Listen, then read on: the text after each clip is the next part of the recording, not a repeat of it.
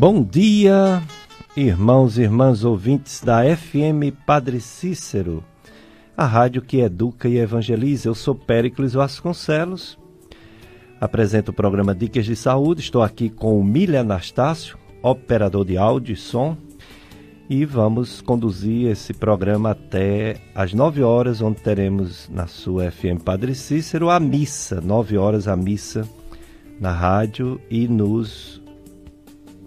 nas redes sociais, né? Do YouTube, Paróquia Sagrado Coração de Jesus, PSJC, e também no Facebook.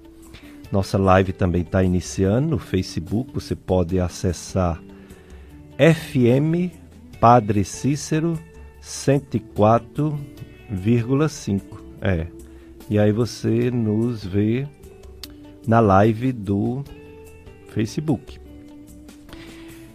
Hoje o Dicas de Saúde, que é um programa que fala de saúde, prevenção de doenças, fala sobre as doenças mais frequentes, as campanhas do Ministério da Saúde ou das sociedades diversas de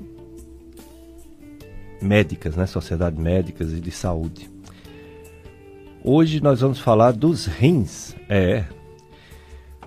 O rim, órgão tão importante, nós temos dois, portanto, os rins, que tem dia e mês mundial, agora, em março.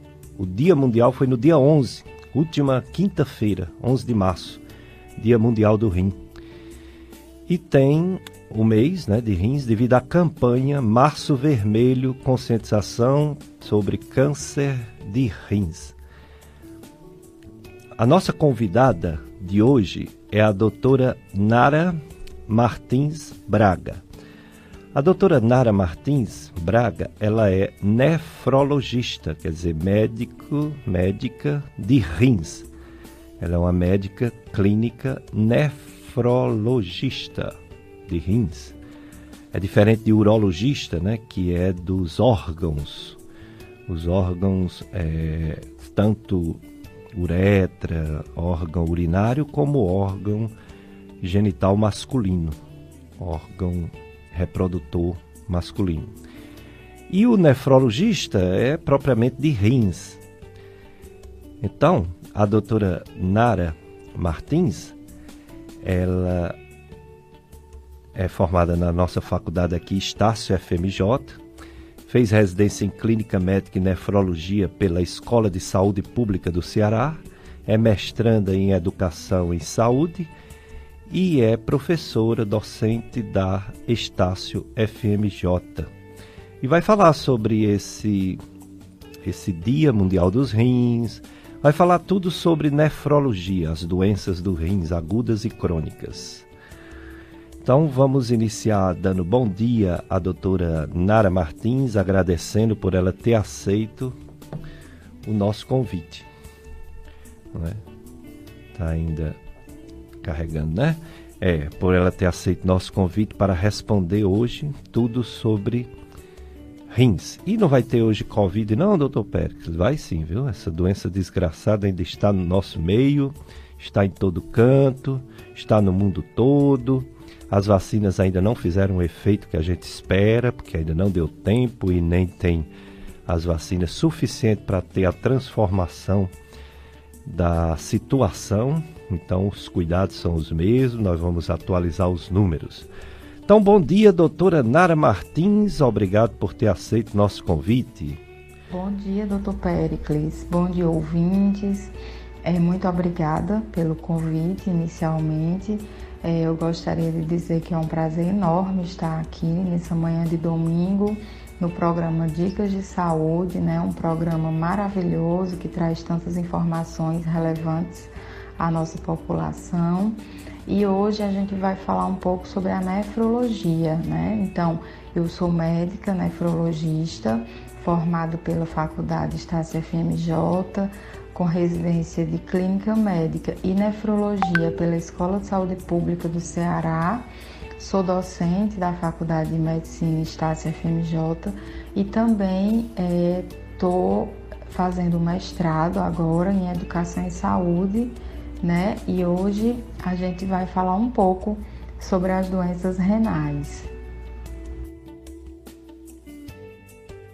Doutora Nara Martins Braga, nefrologista, né?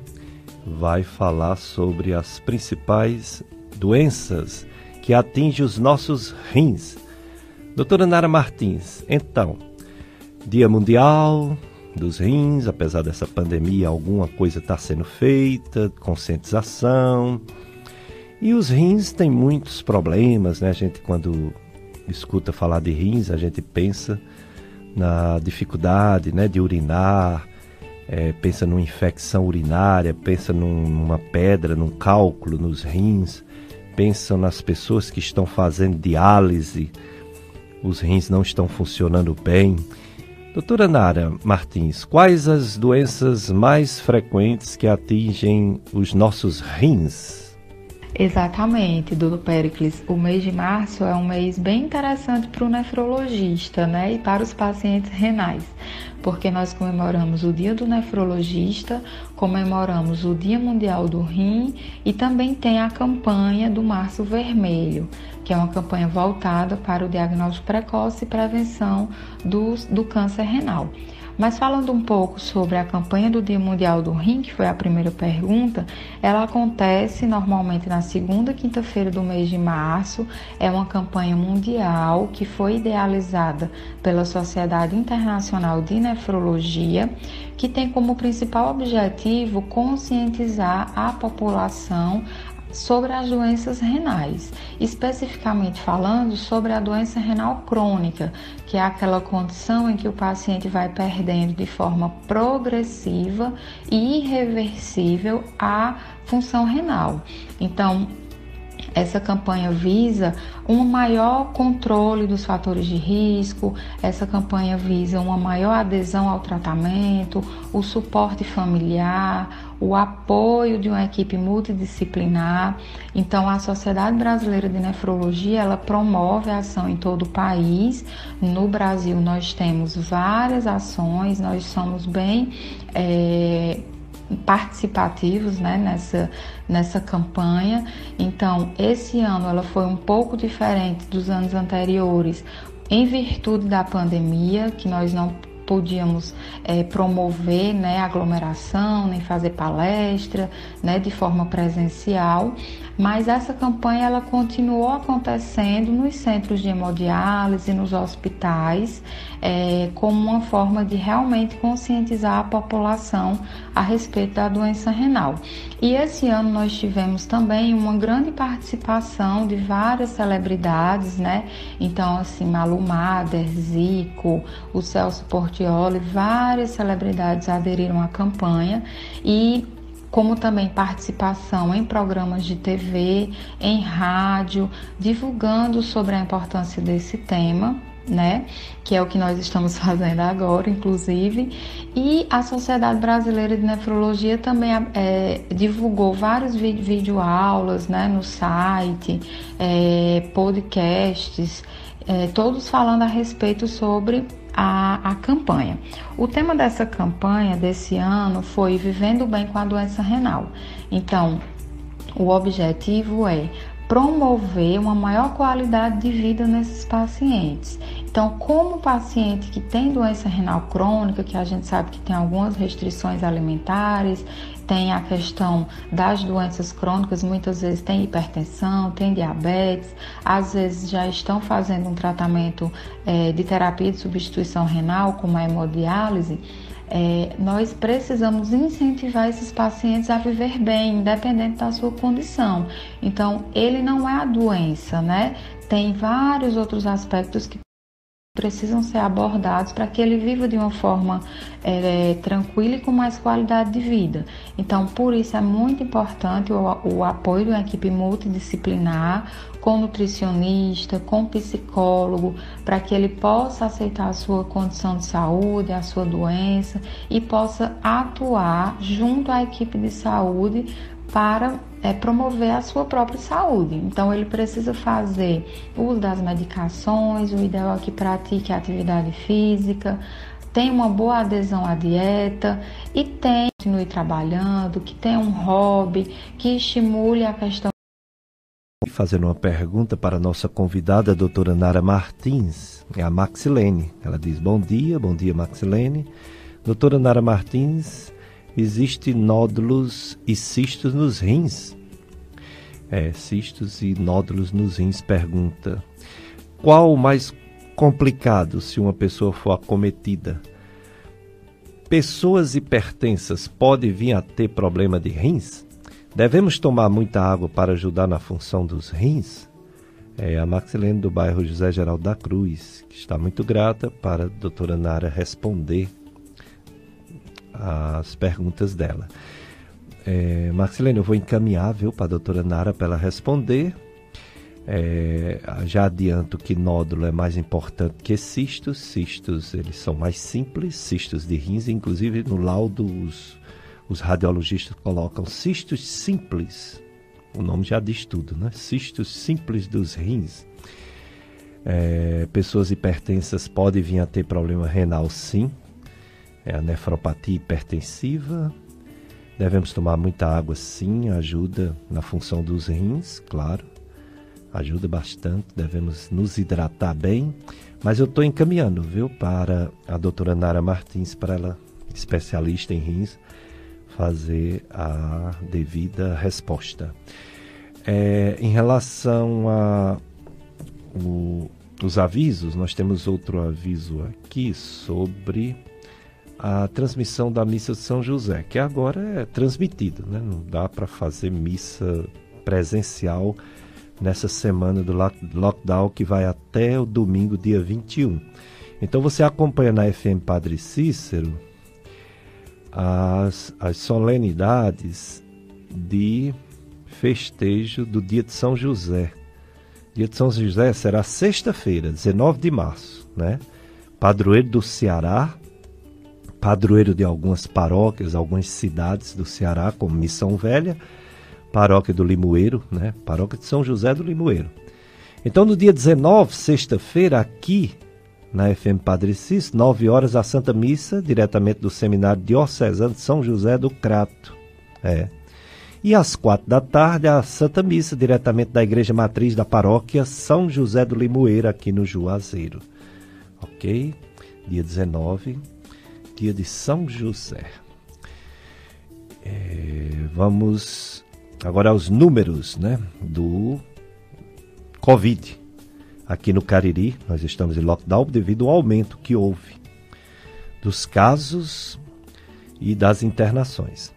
As internações da semana passada para essa semana houve até uma estabilização, houve até uma pequena diminuição de 9%, segundo os números que recebemos do boletim epidemiológico diário da Secretaria de Saúde de Juazeiro do Norte. Embora diário, ontem não recebemos, ontem não foi divulgado, até antes de ontem.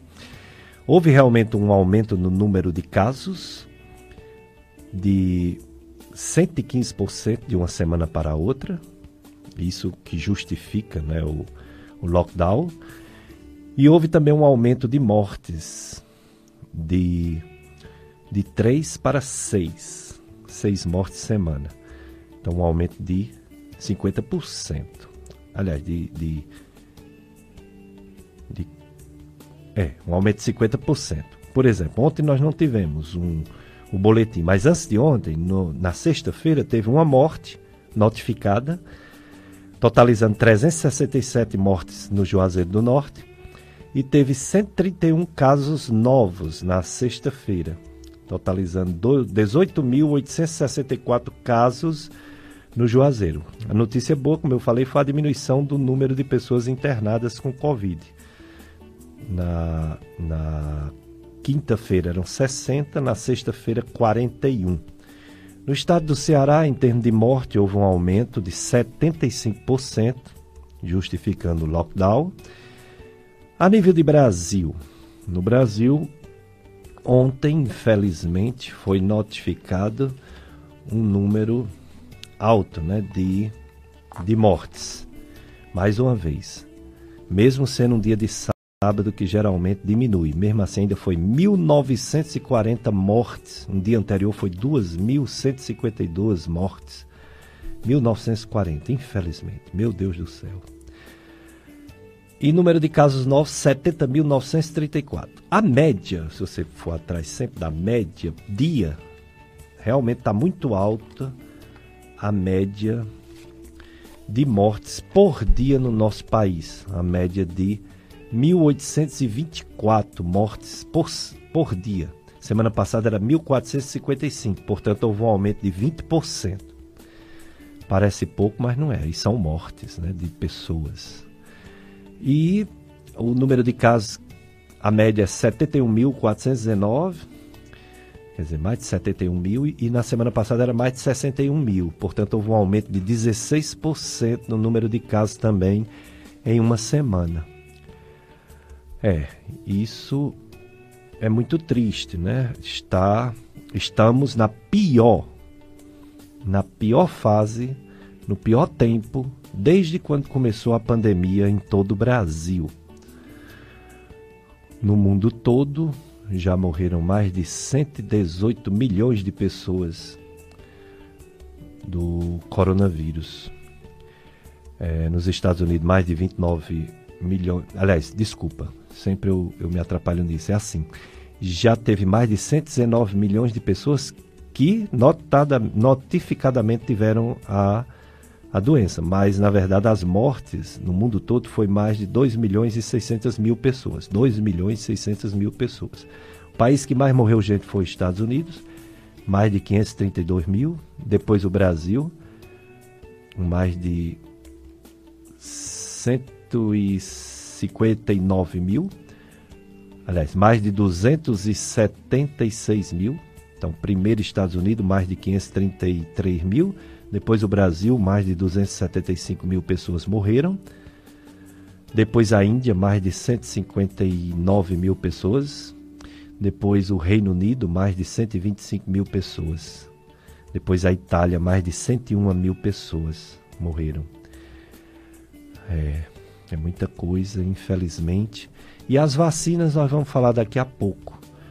Já um resultado positivo num país que vacinou mais de metade da população, que foi o país Israel, um país pequeno, e é a nossa esperança de melhorar a situação no mundo todo. Então daqui a pouco a gente vai falar sobre a situação das vacinas, que a gente quer realmente se vacinar, né? Todo mundo.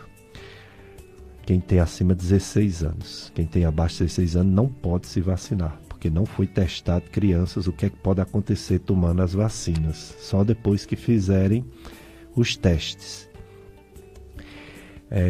Vamos perguntar mais para a doutora Nara Martins. Vamos perguntar sobre cálculo renal, as chamadas pedras nos rins. Quais os tipos de cálculo, doutora Nara, e as consequências de cálculo renal em uma pessoa? Doutora Nara Martins, nefrologista.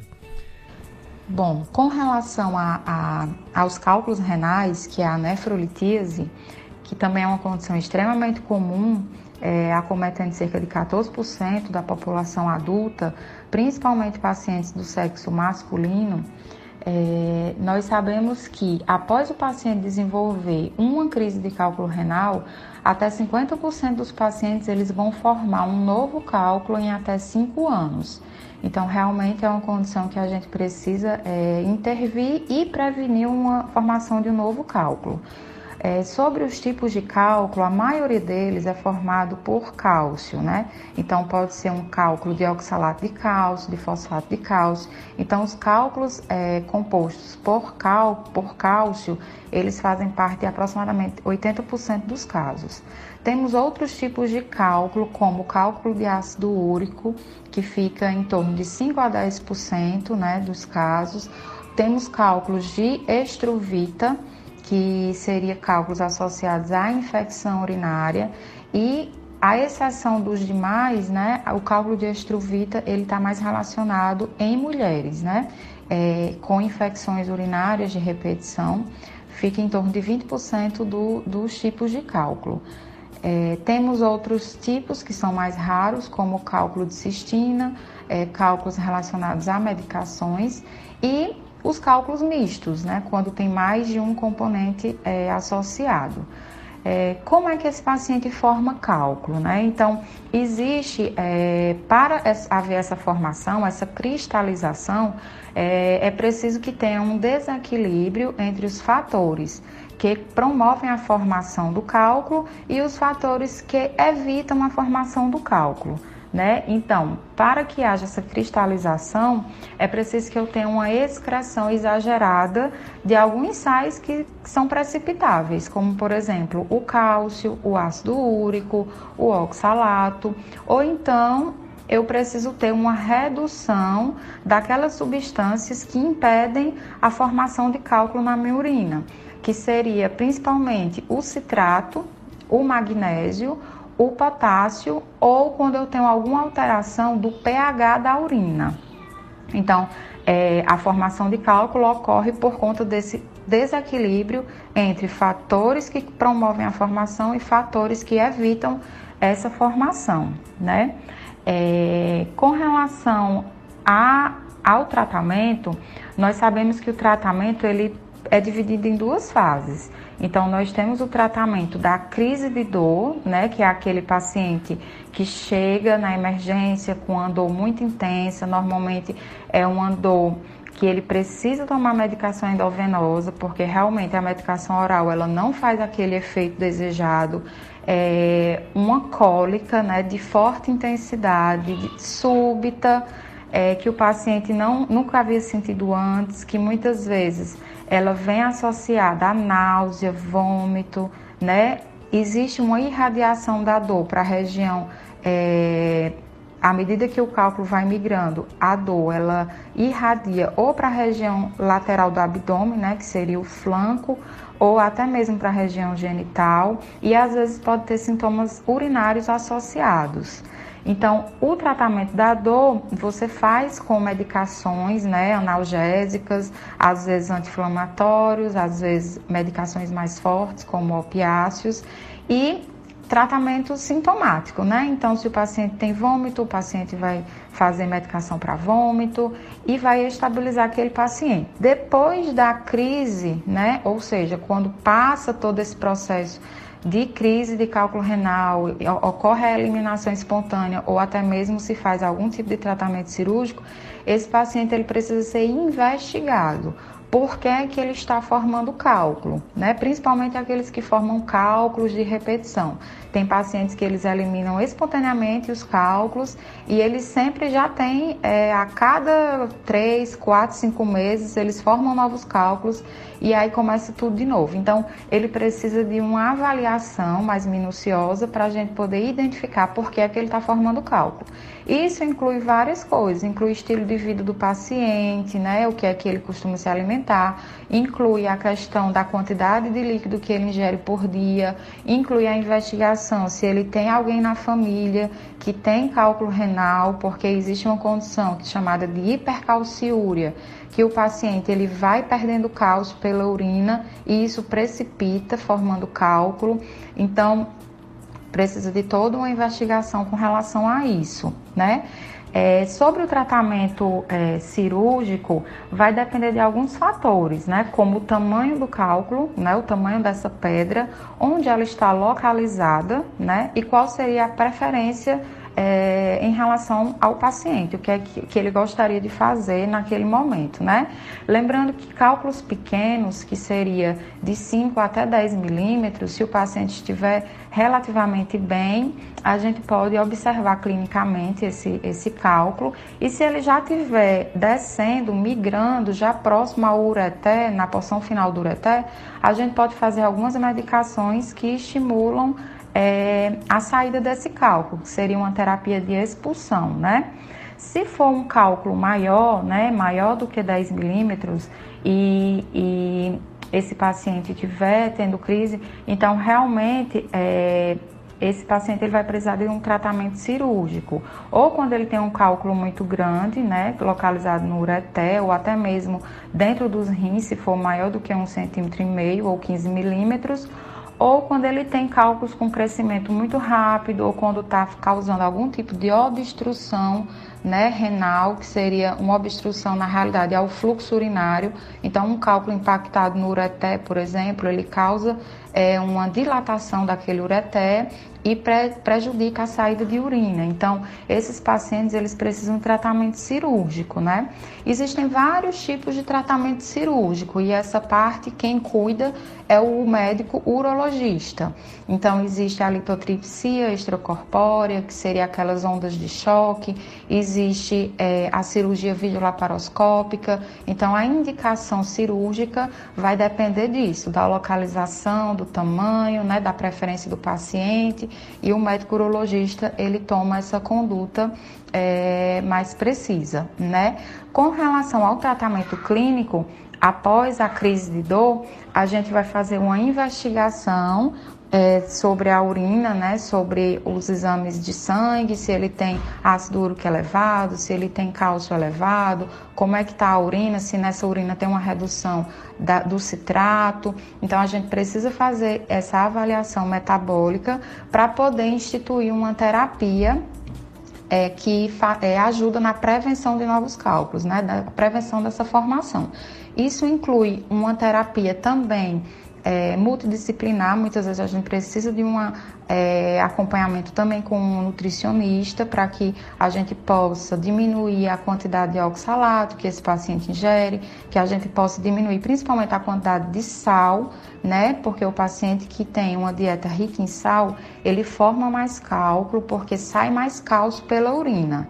E ao contrário do que muita gente pensa, a dieta rica em cálcio, no caso, né, a dieta com o teor normal de cálcio, ela não vai causar o cálculo renal, muito pelo contrário. Inclusive, o paciente ele pode aumentar a formação porque vai liberar mais oxalato na urina, né? Então, é basicamente isso em relação aos cálculos renais.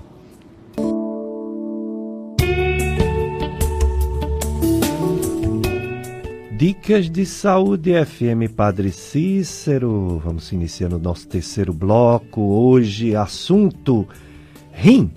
Como são dois rins. Doenças dos rins, campanha Março Vermelho, câncer de rim. Dia Mundial do Rim foi na quinta-feira passada, dia 11. Convidada a doutora Nara Martins Braga. Doutora Nara é professora da Estácio FMJ, mestranda em clínica médica e médica de rins, nefrologista. A programação da festa de São José, do Seminário Diocesano do Crato, Seminário de São José, tem todo dia, 5 da manhã, alvorada festiva, 5h45, exercício espiritual em honra a São José, 6h15, a missa, 18 horas, exercício espiritual em honra de São José e também a missa.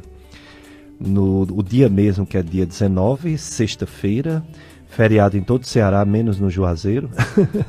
No Juazeiro há uma permuta, não é, Miller? Do dia de São José pelo dia do Padre Cícero. Então a gente não faz feriado no dia de São José, mas no Ceará todo faz, porque ele é o padroeiro do Ceará, dia 19. A Santa Missa do dia de São José será sem a presença do público, claro, sendo transmitida pelas redes sociais do seminário e pelas rádios, às 9 horas da manhã. Às 17 horas haverá peregrinação com a imagem de São José pelas ruas do bairro São José, do bairro que fica o Seminário São José, na cidade do Crato.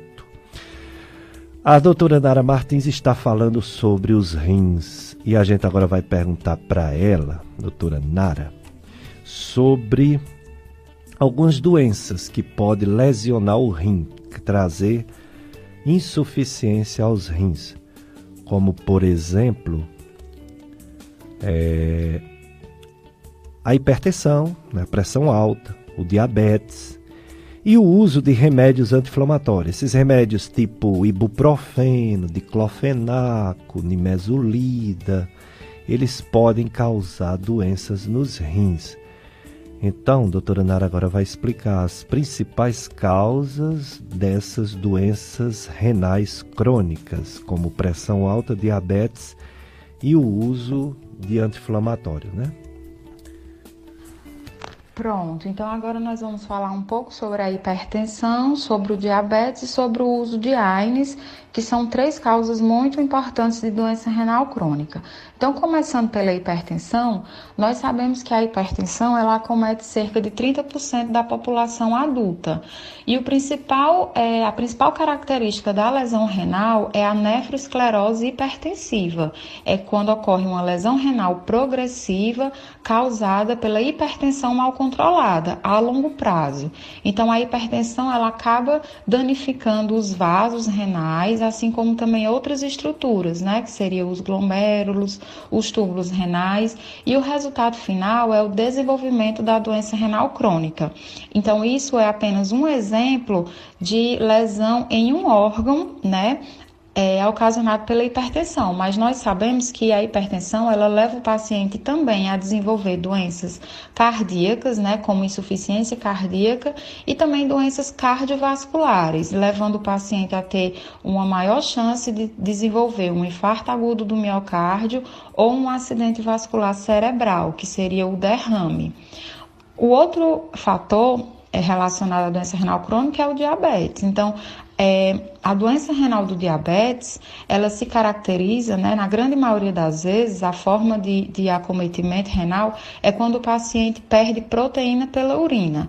Então, temos o diabetes tipo 1 e o diabetes tipo 2. Sabemos que a partir do diagnóstico do paciente com diabetes tipo 2, a gente já precisa fazer uma avaliação em relação de como vai o funcionamento renal desse paciente, porque ele já pode sim estar com algum tipo de perda de proteína, e hoje em dia a gente sabe que a microalbuminúria, que é essa perda, ou até mesmo a proteinúria, ela vem relacionada à piora, né, da condição cardiovascular do paciente, e ela é um marcador de mau prognóstico, ou seja, esse paciente ele tende a ter mais complicações, inclusive manifestando a doença renal crônica. Então, também devemos controlar bem o diabetes desde o início para que a gente evite essas complicações, né? E agora, falando um pouco sobre o uso crônico de anti-inflamatório, desses fatores de risco, esse eu acho que é o que a gente mais conseguiria prevenir, né, digamos assim, mas a gente sabe que é uma medicação extremamente prescrita em todo o mundo, né, e ela pode levar o paciente a ter várias alterações renais, né? Então, existe uma facilidade muito grande de você adquirir essas medicações, então não existe uma receita controlada, qualquer pessoa vai e compra em qualquer farmácia, e os principais medicamentos associados existem várias classes no mercado, né? Então, incluindo diclofenaco, Voltaren, cetoprofeno, nimesulida, entre outros, são os principais que eu estou lembrando agora, e a gente sabe que pode induzir a várias alterações renais, principalmente naqueles pacientes que já têm uma perfusão renal diminuída, que seriam os pacientes com fatores de risco para desenvolver doença renal crônica. Então, hipertensos, diabéticos, pacientes que estão apresentando insuficiência cardíaca, pacientes cirróticos e pacientes que estão perdendo proteína pela urina, que a gente chama de pacientes nefróticos, né? Então, todos esses pacientes, eles têm uma maior chance de desenvolver a doença renal crônica quando ele utiliza um anti-inflamatório. Então, o anti-inflamatório, ele vai ter várias repercussões renais, né? Ele pode acometer várias partes do néfron e levar à doença renal crônica. Mas o principal mecanismo que a gente observa é um mecanismo hemodinâmico, né? Que o que seria isso? O rim, ele recebe em torno de 25% do débito cardíaco, ou seja, todo aquele sangue que é bombeado do coração, cerca de 25% vai para o rim. Então, ele é um órgão muito importante na função de excreção, e toda medicação que nós utilizamos, se ela tiver excreção renal, ela vai passar pelos rins. Então, o que é interessante nesse mecanismo? Nós produzimos uma substância, né, chamada de prostaglandinas. Essa substância, ela vai fazer com que o rim mantenha um bom fluxo renal, certo? e com isso mantém uma boa função renal, porque ela causa uma vasodilatação renal e diminui a resistência nessa área, a resistência vascular nessa área. Então, quando a gente usa um anti-inflamatório, essa medicação ele vai inibir essas prostaglandinas. Então, com a inibição dessa substância, vai acontecer uma diminuição da quantidade de sangue que chega no rim. Então, fazendo quando o paciente toma o anti-inflamatório, resumindo, vai chegar menos sangue no rim desse paciente, certo? E quando chega menos sangue, o rim ele acaba fazendo uma vasoconstricção renal e vai diminuir a sua taxa de filtração glomerular, ou seja, a sua capacidade, né, funcional, certo? Então, a nefrotoxicidade pelos AINES, ela se dá basicamente por esse mecanismo, mas a gente tem outros também que poderíamos citar. Além disso, o uso de AINES ele pode desenvolver distúrbios hidroeletrolíticos, como o paciente tem uma maior chance de reter sódio, né? E isso faz com que a pressão arterial dele se eleve. Ele pode desenvolver uma lesão renal aguda, ou seja, o paciente fez uso do anti-inflamatório por um período de tempo e naquele momento ele desenvolveu a doença renal aguda, a lesão renal aguda, e depois essa função ela se restabeleceu e o paciente ficou normal, ou o paciente pode cronificar. Quando isso acontece múltiplas vezes, o rim acaba cronificando e desenvolvendo a doença renal crônica. Dicas de saúde com a doutora Nara Martins, nefrologista, falando dos rins, é isso aí. Festa de São José do Limoeiro. Veja que eu estou falando de uma festa de São José do Limoeiro lá do Crato, que é do próprio Seminário de São José, e a festa aqui da nossa São José do Limoeiro, do bairro ali próximo ao Novo Juazeiro, um pouco mais para cá, né? E o São José do Limoeiro tem como tema São José, Pai Acolhedor na missão de servir. O tema da festa. 49ª Festa de São José do Limoeiro. Então, às 15h30 hoje é a quinta noite de novena e missa, mas infelizmente virtual, né? E os noitários com o setor Imaculada Conceição, Apostolado da Mãe Rainha, Vicentinos e Escola Melila, com participação da Pastoral da Saúde. E aprendendo muito sobre os rins. A doutora Nara foi nossa aluna na Estácio FMJ, aluna de destaque, e hoje uma grande médica, né? Vocês estão vendo aí como ela conhece e muito tudo relacionado aos nossos rins. E vamos perguntar agora para ela sobre tratamento? Tem a resposta, né, para Maxilene. Vamos então, deixa eu enviar aqui o áudio da resposta da nossa ouvinte. Nosso ouvinte. Pronto. Então, a Maxilene perguntou, né? Perguntou sobre nódulos de rins, cistos de rins, perguntou sobre se pressão alta pode levar a doença nos rins, perguntou se devemos tomar muita água. A resposta agora da doutora Nara. Dentre os tumores renais, nós temos aqueles que são benignos e aqueles que são malignos. Então, o cisto é um tumor benigno, né? É um tumor bem frequente, né? Na verdade, acomete 25% da população. E ele é composto por líquido no seu interior. Então, existe líquido dentro do cisto. A conduta normalmente ela é expectante, a gente não precisa intervir, porque é uma condição que não traz repercussões para o paciente. Então o paciente pode viver bem com esse cisto fazendo um acompanhamento de ultrassonografia, por exemplo, anual, a depender das suas características. Já o tumor sólido, ele precisa sim ser melhor investigado, porque ele pode ser um adenocarcinoma renal. Então, a gente precisa avaliar suas características para definir se ele é ou não preocupante e se precisa fazer exames complementares. Dicas de saúde, a doutora Nara acabou de responder para nosso ouvinte. Então, se você tiver alguma dúvida sobre doença dos rins, você liga, ou então você manda mensagem, a gente passa para a doutora Nara para ela responder. Então, doutora Nara Martins, em relação ao tratamento da insuficiência renal crônica, como é feito, as sessões de hemodiálise, enfim, todo o serviço de tratamento aos renais crônicos aqui no Cariri, doutora Nara? Com relação ao tratamento da doença renal crônica, nós podemos dividir esse tratamento em duas fases. Temos a terapia conservadora, que é quando esse paciente chega para o nefrologista de uma forma mais precoce, em que a gente ainda consegue modificar a progressão da doença, fazendo um controle dos seus fatores de risco. Então, controlando bem diabetes, hipertensão, fazendo com que ele mude o estilo de vida, pratique atividade física, siga uma dieta com acompanhamento nutricional começando medidas nefroprotetoras, né, que seriam medicamentos que diminuem a progressão da doença renal.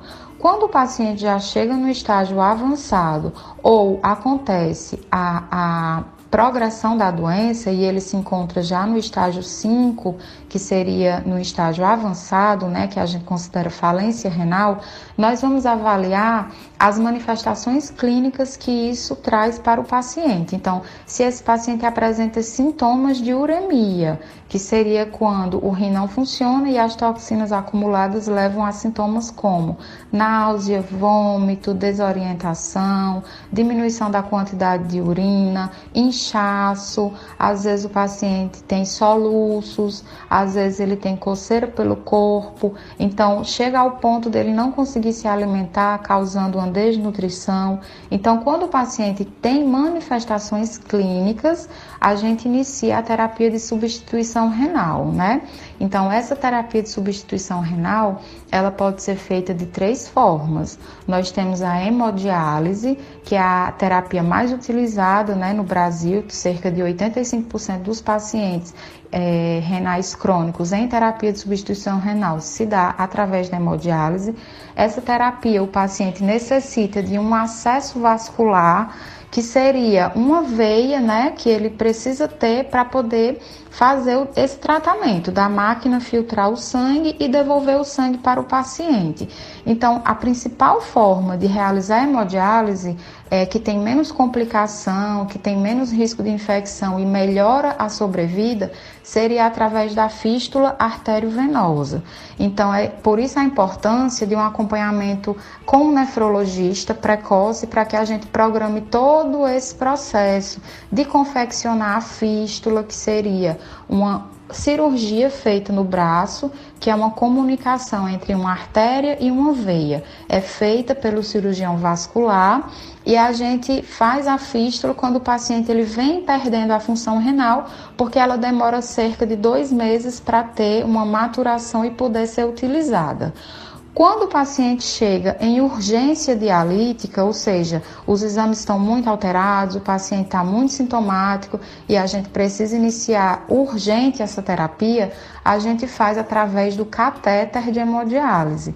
Então, tem o catéter simples, que ele é colocado em veias profundas, que pode ser na veia do pescoço, na jugular ou na veia femoral, né, que é na perna. E aí, através desse acesso, a gente tira o paciente da urgência e depois a gente programa o acesso definitivo, que seria a confecção de fístula ou um outro tipo de acesso vascular chamado permiquete, certo?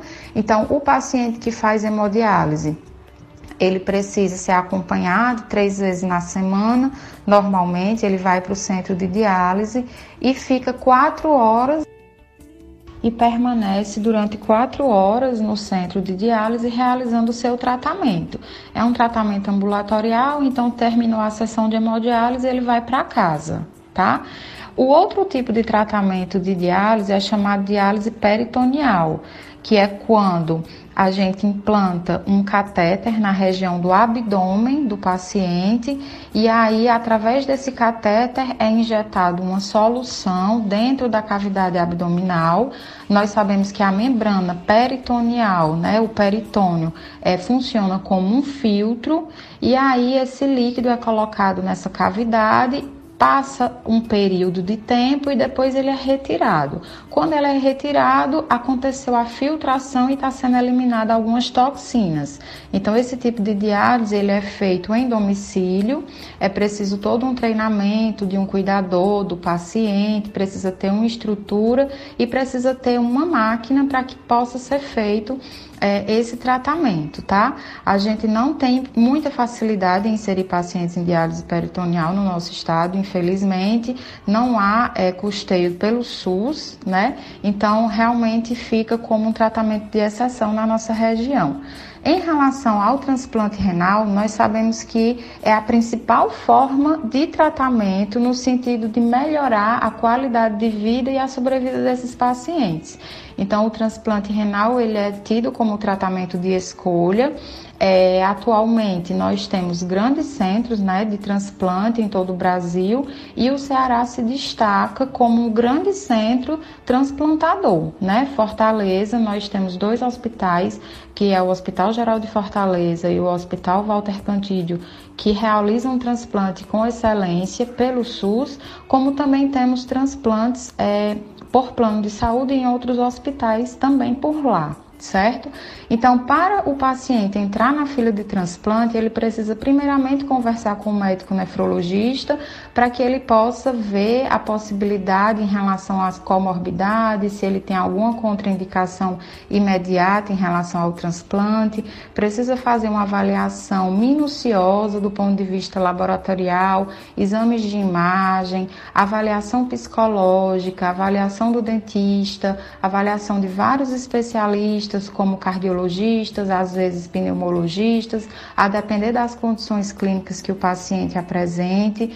Então, é um paciente que precisa estar com a vacinação em dia, ele precisa ter toda a noção de que o transplante ele não é a cura para a doença renal crônica, ele é apenas um tipo de tratamento. Então é feito um procedimento cirúrgico e a gente sabe que toda cirurgia tem a chance de ter algum tipo de complicação, né? Então pode ter sangramento, pode ter infecção e pode ter a chance de rejeição desse órgão. Mas ainda assim é o tratamento considerado mais adequado em relação à qualidade de vida do paciente e sabemos que a cada 100 pacientes que fazem o transplante renal, menos de 10 pacientes perdem um rim e precisam voltar para a diálise no primeiro ano. Então, com uma equipe bem treinada, uma equipe multidisciplinar, é possível a gente conseguir reduzir as complicações.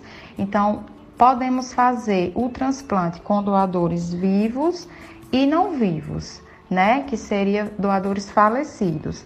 Com relação a doadores vivos, a legislação brasileira ela permite que parentes em até 4º grau façam a doação voluntária do órgão, né? Então, tanto cônjuges como parentes de até 4º grau, eles podem fazer essa doação voluntária. Tem o pré-requisito que o paciente tem que ter mais de 18 anos, ele não pode ter nenhuma doença crônica, nenhum risco de desenvolver doença renal futura. Precisa ter o grupo sanguíneo compatível, né, e os testes de compatibilidade imunológica também adequados, então precisa fazer vários exames, ter uma boa saúde física e mental e ser acompanhado pelo serviço de transplante. Com relação aos doadores falecidos, são aqueles pacientes que estão em morte encefálica. Então, quando há o diagnóstico da morte encefálica, a família ela é questionada, né? Pergunta se ela autoriza a doação dos órgãos daquele paciente e precisa também ter a compatibilidade com o receptor, certo? Então, a esses pacientes eles vão para a fila de transplante para que possa receber a doação do doador falecido, certo? Então, essas são as 3 principais formas de tratamento da doença renal crônica: a hemodiálise, a diálise peritoneal e o transplante renal. Então, sempre é necessário uma conversa com o nefrologista e com a equipe multidisciplinar para que a gente possa chegar num consenso e ver qual a principal forma que o paciente se adapta e gostaria de fazer. Dicas de Saúde FM Padre Cícero, a participação da nossa nutricionista, doutora Valdelis Borges. Bom dia, doutora Valdelis, obrigado por estar ouvindo o programa. Bom dia. Ela gostaria de parabenizar o programa de hoje pelo tema importantíssimo e esclarecedor para a população. E gostaria de lembrar a todos... descasque mais e desembale menos. A gente tem que descascar mais o que vai comer do que comprar a comida pronta e desembalar, né, o pacote industrializado. É melhor descascar a fruta e comer. E ela diz, doutora Valdelis Borges, cuidado com excesso de alimentação industrializada e beba mais água. Bom dia, bom domingo a todos. Bom domingo também para você, doutora Valdelis Borges. Tem mais perguntas chegando aqui, mas vamos para o nosso apoio cultural, não é isso, Miller? Depois a gente volta com mais dicas de saúde. Dicas de saúde na sua FM Padre Cícero. O assunto hoje, rins, com a doutora Nara Martins. E vocês que estão acompanhando a nossa live no Facebook, participando, obrigado, né? A Silene Silva, a Marlene Almeida, o Joãozinho José, a Osana Ribeiro. A Osana Ribeiro, inclusive, disse que o doutor Alain reconhece que sua mãe perdeu os rins por conta de tanto anti-inflamatório. É verdade, Osana. O anti-inflamatório em excesso, tomar muito, pode levar à doença crônica do rim. Os ouvintes participando. Um ouvinte diz, bom dia, o programa hoje está maravilhoso, eu tenho 63 anos, sou hipertensa, tomo a medicação para pressão. Tomo bastante água, mas tenho com frequência um desconforto urinário.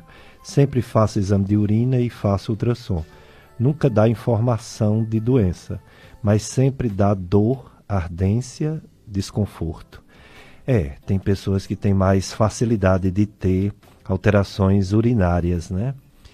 E precisa realmente tomar bastante água como você faz, precisa cuidar da pressão alta como você faz, são hábitos saudáveis, né? E você continua tendo esses hábitos saudáveis, isso é muito importante para você não vir a ter problemas maiores nos rins. A auxiliadora do Crato, o que causa cálculo renal, porque o cálculo tem sequência, um atrás do outro, o que pode causar o cálculo no rim. A doutora Nara falou que 14% das pessoas têm cálculo renal, é mais comum em homem. Quem tem cálculo renal tem 50% de chance de ter novamente. A principal causa de cálculo é o oxalato de cálcio, 80%. De ácido úrico, 5 a 10%. Estrovita, que dá mais em mulheres com infecção do trato urinário, 10 a 20%. Ela falou que o desequilíbrio entre essas coisas, cálcio, ácido úrico, com as coisas que evita um desequilíbrio, causa o cálculo renal, que o líquido ajuda, né, a diminuir a possibilidade. O uso de cálcio, de vitamina D, ela não falou, mas eu estou falando, que não pode ser em excesso. Pode usar se for prescrito por médico, mas não tomar por conta própria muito cálcio e muita vitamina D, que pode ajudar nesses cálculos renal. Tem estudos mostrando 30%, 33%, 34% das pessoas que tomam cálcio e vitamina D pode desenvolver cálculo renal. O cálculo ele pode obstruir e causar uma insuficiência renal aguda, né? E deve ser tratado. Cálculos pequenos desce com água, cálculos maiores tem tratamento com litotripsia, que é quebrar a pedra, e cálculos maiores também, às vezes, cirúrgico, né, para tirar. A Valéria, ela diz que no período menstrual sente dores nos rins, o que pode ser. Nem sempre aquela dor que a pessoa sente lombar é rins, nem sempre. Eu diria até que na maioria das vezes não é. Aí ela diz, mas minha mãe faleceu de insuficiência renal, então você deve procurar um médico nefrologista ou uma médica, como a doutora Nara Martins, para fazer exames, pois realmente tem que definir se os rins estão bem ou não e avaliar as outras coisas que causam dores no local do rim, na região lombar, que são os problemas de coluna, de musculação, as artroses, as artrites, a fibromialgia, etc., né? Bom, vamos para mais uma pergunta para a nossa convidada, a doutora Nara Martins. É sobre o transplante de rins que teve aqui no Cariri, desde o falecimento do doutor Gilberto, que fazia o transplante ao lado do doutor Coutinho. Houve uma parada e que a gente fica naquela previsão, né? naquela expectativa de um dia voltar. Transplante de rins, doutora Nara. No Cariri, no momento, o serviço de transplante ele está desativado realmente desde o falecimento do grande doutor Gilberto, né? Mas acredito sim que temos perspectivas em reabrir, uma vez que está chegando vários profissionais na região e é algo que é muito importante aos nossos pacientes, certo? No momento a gente está encaminhando realmente os pacientes para Fortaleza e temos tido sucesso nesses encaminhamentos, né? Nós temos vários pacientes que foram transplantados em 2019, em 2020 esse número reduziu um pouco devido à pandemia, mas acredito que nós temos sim um bom retorno, né, em relação a esses encaminhamentos. Então, nós temos agora vários pacientes transplantados. Existe uma associação aqui na região, que é a Associação dos Renais do Cariri, que realiza um trabalho muito bacana, facilitando o acesso, né, desses pacientes renais crônicos ao serviço de transplante também. Então, inclusive, um dos presidentes é transplantado renal. Eu acho que ele realizou o transplante em 2019 ou foi no início de 2020. E é o Vanderlei, ele realiza esse trabalho maravilhoso, facilitando esse acesso dos pacientes em diálise ao serviço de transplante.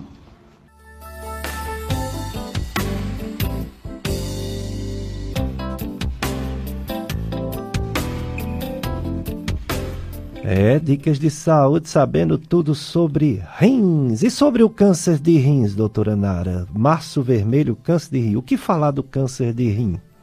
Em relação ao câncer renal e à campanha do Março Vermelho, essa campanha de conscientização, ela se dá por conta que os cânceres renais, eles são assintomáticos na grande maioria das vezes. Então, o diagnóstico precoce, ele é dificultado por o paciente não apresentar sintoma. Então, muitas vezes ele procura um médico para fazer algum exame de imagem e ele se depara com esse tumor renal, né?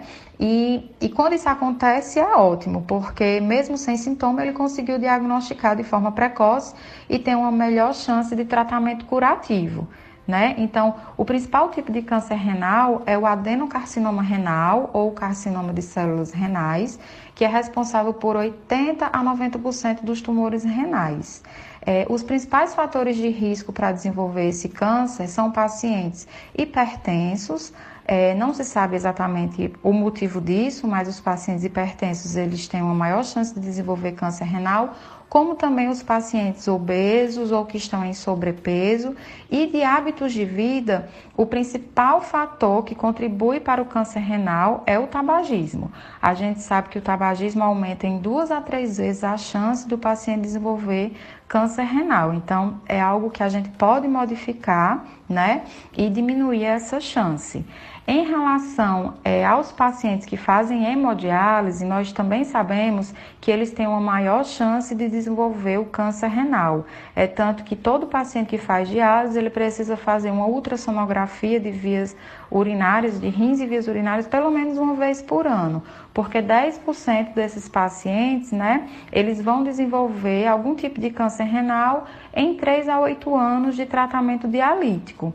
Então, Realmente é interessante esse acompanhamento e sempre que o paciente tiver sintoma como sangramento pela urina, que é a hematúria, dor em região lombar, dor nas costas, aquela dor que não melhora, progressiva, e até mesmo quando você consegue palpar alguma massa, o paciente ele precisa sim realizar exames de rotina, exames. Estão perguntando se é bom, e a gente sabe que é bom, né, beber água, mas tem algum limite? Tomar água demais pode prejudicar os rins ou só melhora os rins, doutora Nara? Em relação à quantidade de água que o paciente ingere em 24 horas, né, a quantidade ideal, é algo relativo. A gente sabe que vai depender de algumas condições clínicas, algumas doenças de base, vai depender do sexo do paciente, vai depender do clima da região. Então, é algo relativo, mas em linhas gerais, a gente faz um cálculo de 30 ml por quilo em 24 horas. Então, se o paciente pesar 70 quilos, então esse paciente deveria ingerir em torno de 2,1 litros, né, de água em 24 horas, mas a gente pode lembrar que condições como pacientes que formam cálculos renais, a nefrolitíase, na verdade ele deve urinar em torno de 2 litros de urina por dia. Então, para que ele consiga urinar essa quantidade de urina, é ideal que ele faça uma ingesta maior de líquido, uma vez que você perde água também por outros mecanismos, como transpiração. Isso influencia também o clima da região. Outras doenças, o paciente precisa beber mais água, é a doença renal policística autossômica dominante. Então, esse paciente ele precisa ingerir grande quantidade de líquido, em torno de 3 litros de água por dia.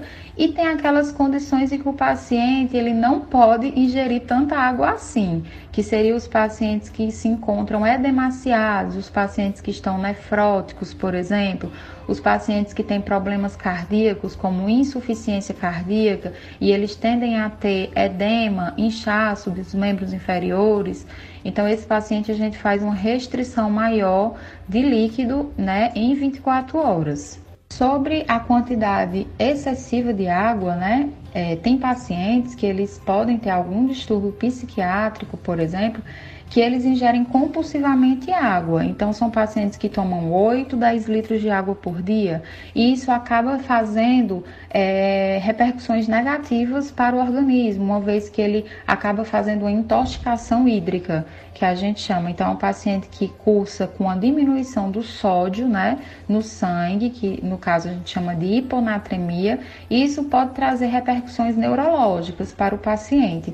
Então, a água, ela é considerada ideal, na grande maioria dos pacientes, entre 2 a 3 litros. Quando você ultrapassa muito o valor, né, considerado ideal, esse paciente ele também pode ter repercussões negativas, né, como uma intoxicação hídrica, por exemplo.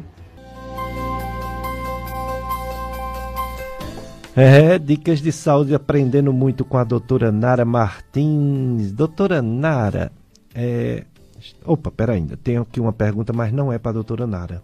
Uma pessoa, um ouvinte alérgica, tem remédio que não pode tomar, e na pandemia ela ficou com chiado do estômago até a garganta, e no exame não deu nada. Foi endoscopia? Foi, Mila? Esse exame que ela fez, ela não disse não, né?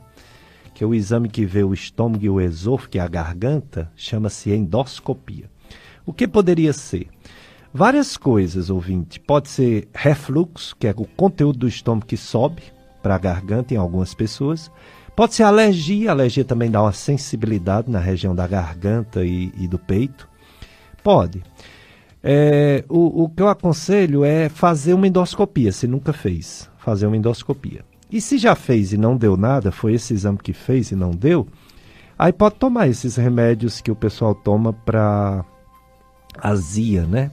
Porque o remédio da azia ele também serve para chiado que sobe para a garganta. Tipo omeprazol, né? Omeprazol.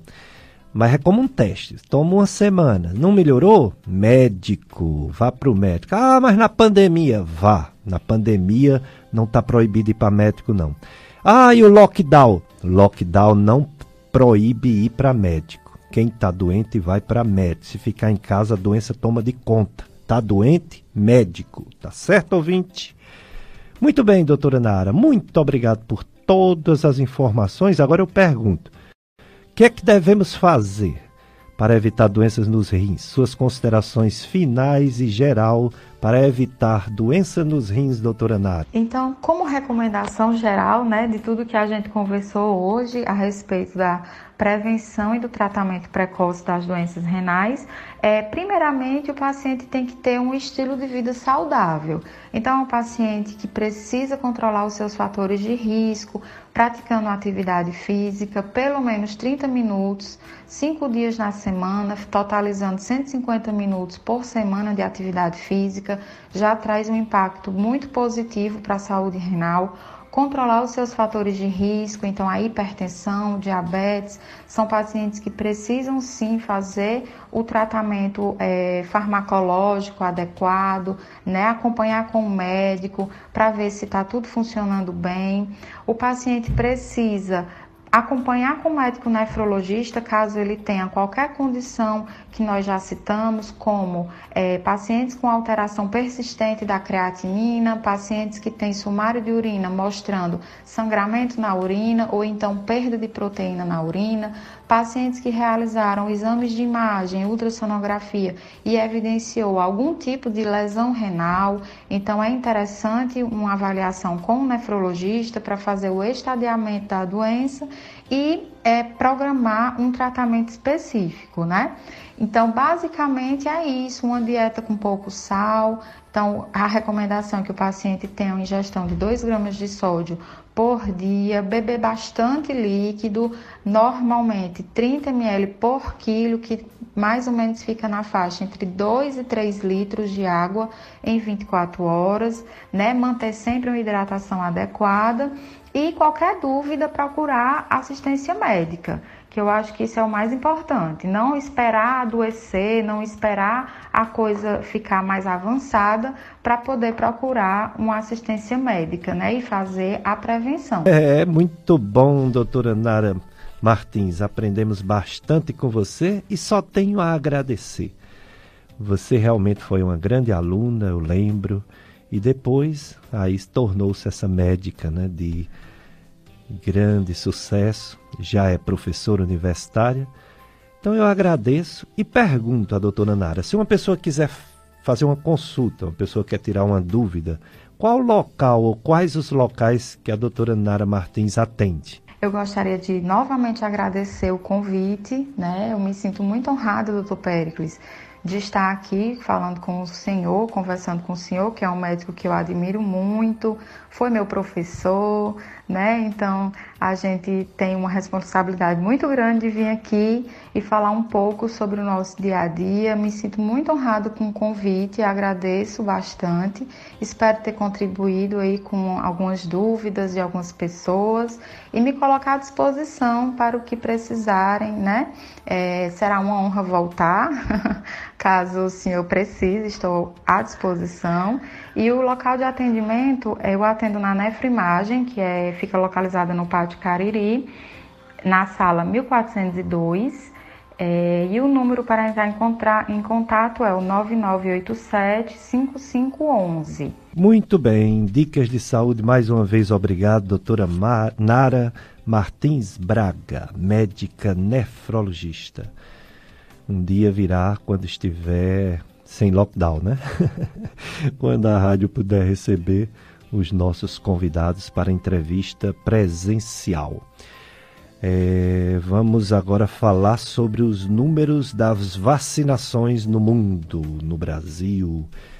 Aqui no Cariri, está na faixa de pessoas de 85 a 90 anos. Foi vacinado as pessoas acima de 90 anos, então agora vai entrar nessa faixa de 85 a 90 anos.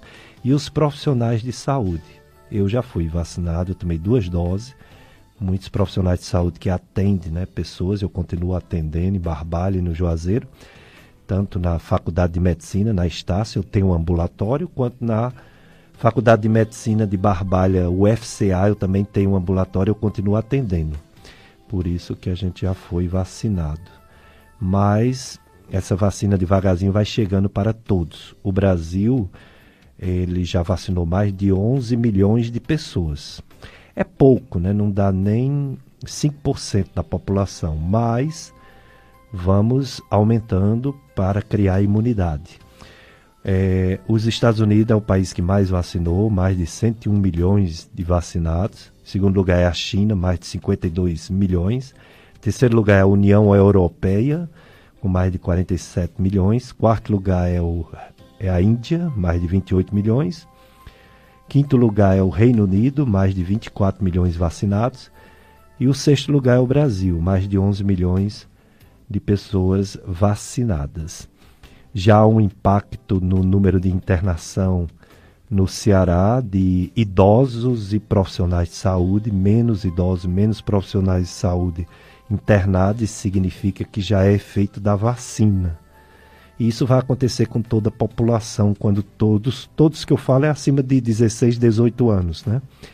Quando a maioria, pelo menos, for vacinada. O nosso modelo continua sendo o país Israel.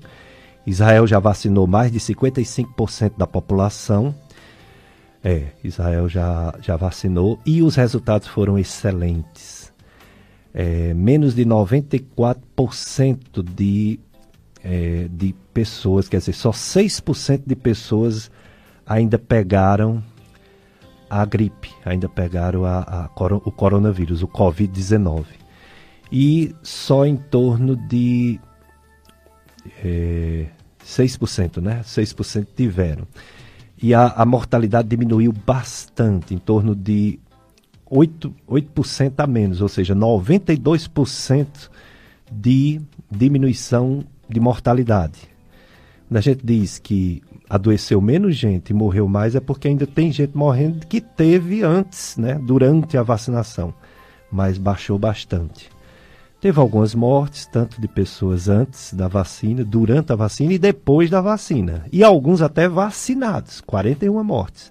Mas isso comparando com pessoas que, vamos dizer assim, antes da vacinação, que a mortalidade lá foi altíssima, mais de 400 mil pessoas, então a melhora foi fantástica. É isso que a gente quer para o mundo todo, a melhora.